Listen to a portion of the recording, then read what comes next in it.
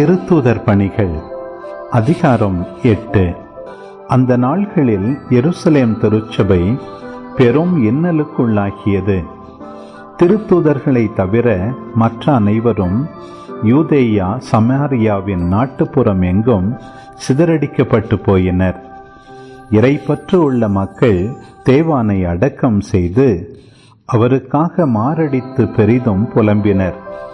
சவுல் வீடு வீடாய் நுழைந்து ஆண்களையும் பெண்களையும் இழுத்து கொண்டு போய் அவர்களை சிறையில் அடைக்கச் செய்தார்.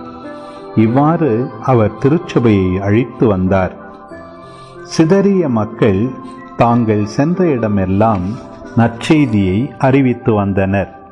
பிலிப்பு சமாரியா நகர் சென்று அங்குள்ள மக்களுக்கு மெசியாவை பற்றி அறிவித்தார்.